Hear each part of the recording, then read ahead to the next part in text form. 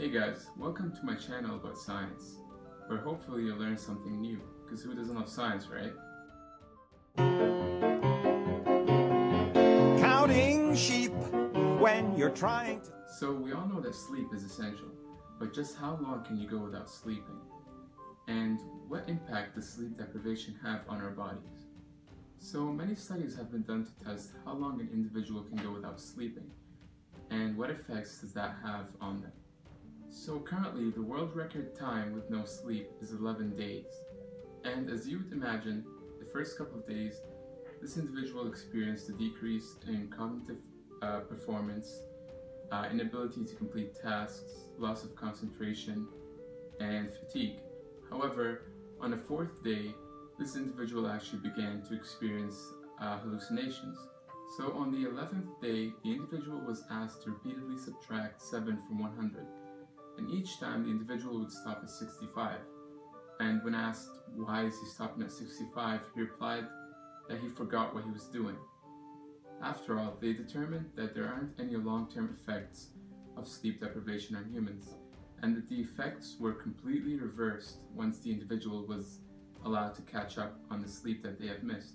So sleep debt, and is there such thing as catching up on missed sleep? So have you ever stayed up all night and found yourself sleeping until noon the next day? Well, there's a reason for that. When you deprive yourself from sleep, your body tries to make up for that lost sleep by sleeping for longer the next time around. So ultimately, why do we get sleepy? Well, aside from the fact that we get tired during the day and we feel the need to rest, there's actually a chemical in our bodies called adenosine, which causes us to feel sleepy. From the moment we wake up, the levels of adenosine in our bodies begins to increase, and it keeps increasing the whole time we're awake. And that causes us to feel sleepy. Once we fall asleep, the levels of adenosine in our bodies begins to break down. And once we wake up, the levels of adenosine in our bodies will be so low that we'd feel awake. And it would increase back up during the day, and then the cycle would repeat. In fact, caffeine works by inhibiting the characteristic of adenosine, which causes us to feel awake.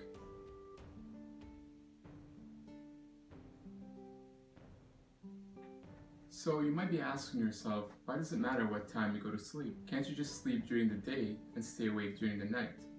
Well, the answer is no, and that's because of the circadian system. The circadian system is like our biological clock, which keeps us awake as long as there's light and causes us to feel sleepy when it's dark. This is why it's recommended to stay away from bright lights such as watching television and using your cell phone right before bed. And finally, how many hours should you sleep each night? Well, on average, it is recommended that an individual gets between 7 to 8 hours of sleep each day.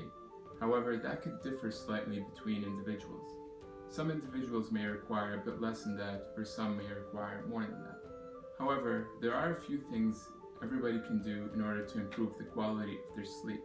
Number 1, try to go to sleep and wake up the same time every day. Number 2, make sure your room does not completely block natural sunlight. Number 3, exercise daily. Number 4, make sure you're using comfortable pillows and mattresses. So that's all for this video, guys. I hope you learned something new. And if you enjoyed the video, please give it a like and subscribe.